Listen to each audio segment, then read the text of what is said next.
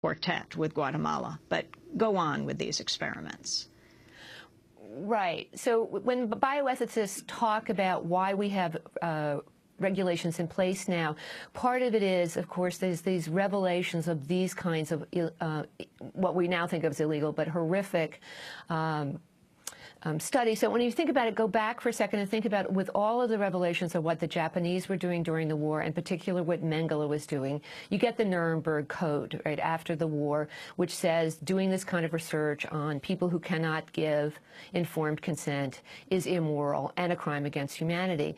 The problem is that Americans treated those crimes by the Nazis and the lesser-known ones by the Japanese as something done, as the bioethicist Jay Katz so brilliantly put it, as a code for barbarians. So if you think that they were Nazi doctors, you don't think that you, a good researcher here, could possibly do anything like that.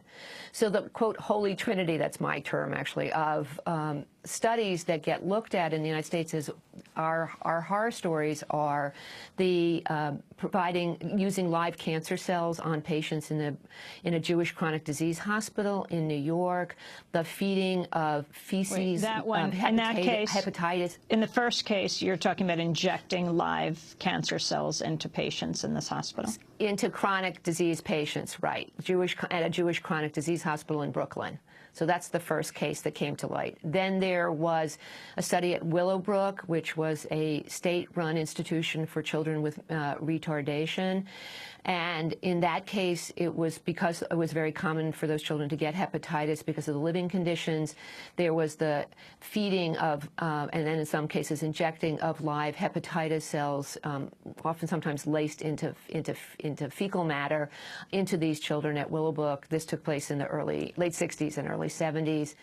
And then there was the revelations of the research in Tuskegee that went on for 40 years. So it's those three studies in particular that generate the move toward the setting up of a bioethics commission called the Belmont Commission, and then the promulgating of regulations that we now live under that mandate institutional review boards, informed consent, protection for the vulnerable.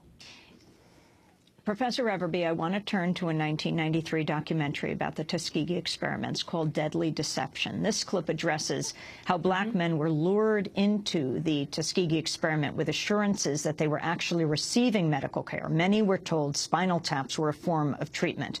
This clip includes interviews with Tuskegee subject Herman Shaw and medical historian Vanessa Gamble.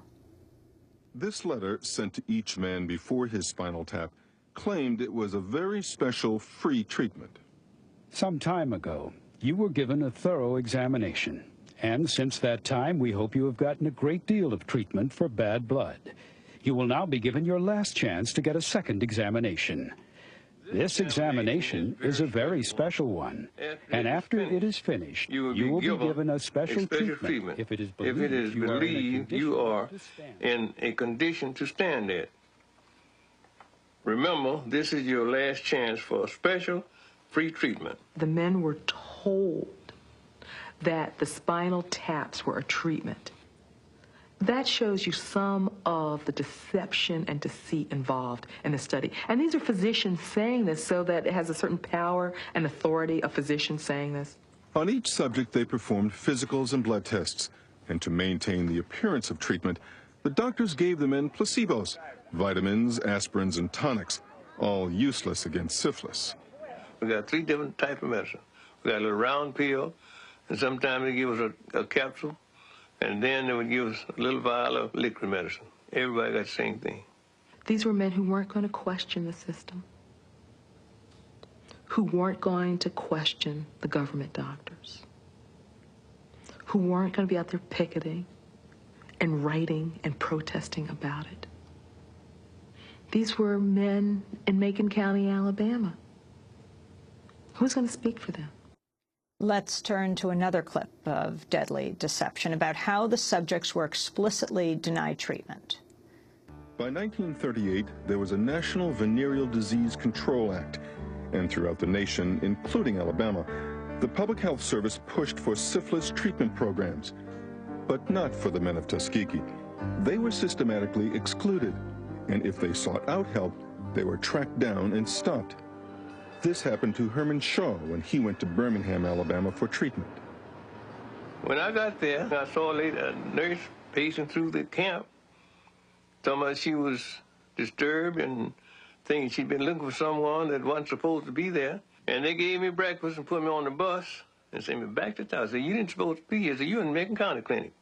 One of the remarkable aspects of the study was the lengths to which the Public Health Service went to ensure that the men never received treatment.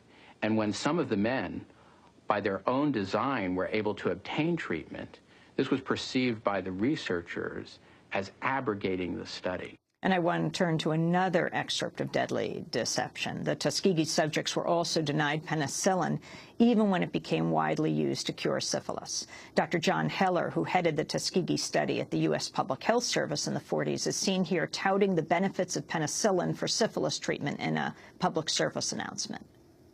Whatever the future may hold for penicillin therapy, we physicians already have in our hands weapons which, with proper medical usage, should enable us to reduce materially the amount of venereal disease in the United States. While promoting penicillin for the nation, Heller continued the policy of denying treatment to the men in Macon County. In 1947, he published the latest findings from the study in the Journal of Venereal Disease Information. The life expectancy of a Negro man between 25 and 50 who is infected with syphilis and receives no treatment is reduced by about 20%. The fact that nearly twice as large a proportion of the syphilitic individuals as of the control group has died is a very striking one. Even with undisputed evidence that men were dying, no penicillin was offered. One of the few surviving Public Health Service doctors who worked on the study still defends that decision. John Cutler. It was important. They were supposedly untreated, and it would be undesirable to go ahead and use large amounts of penicillin to treat another disease because you'd interfere with the study. The fact that the men are denied penicillin simply reaffirms how determined the Public Health Service is to keep this experiment going. I don't see it as a new issue. Having decided to withhold the treatment of choice in the 1930s, treatment that doctors in the 1930s said was good treatment, I don't think that there'd be any ethical dilemma for withholding penicillin when that presents itself. They'd already crossed that bridge.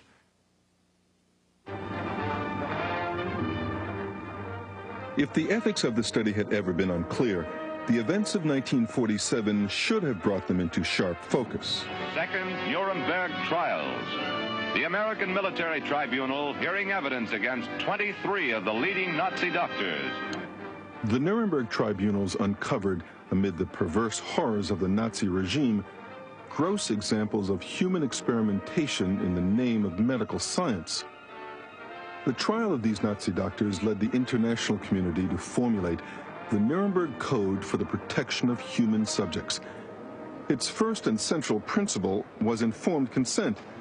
Subjects must voluntarily agree to be part of any experiment and must be fully aware of all risks. The scientists of the Tuskegee study, including Director John Heller, dismissed the relevance of Nuremberg. I asked him specifically about Nuremberg and whether that gave him any pause. And he said absolutely not. I asked him whether he ever drew any associations between what they were doing and what the Nazis had done, and he said certainly not. And then he looked at me with a kind of wounded innocence and said they were Nazis. Critical point here. That is from Deadly Deception, the PBS WGBH Nova documentary written, produced, and directed by Denise Diani. And I want to go back to one of the clips within that, or at least the man in that clip, in case you missed it. The head of the Guatemala study, Dr. John Cutler, a member of the medical team that conducted the Tuskegee experiments, interviewed for Deadly Deception. Cutler defending the experiments. Again, he's the one who went to Guatemala, but defending the Tuskegee experiments as justified. The Tuskegee study has been grossly misunderstood and misrepresented this way. And the fact was that it was concern for the black community trying to set the stage for the best public health approach possible and best therapy that led to the study being carried out. My regret is in terms of the study, I have none. As a scientist, and say, one would like to have seen an ideal scientific study, but we're dealing with humans.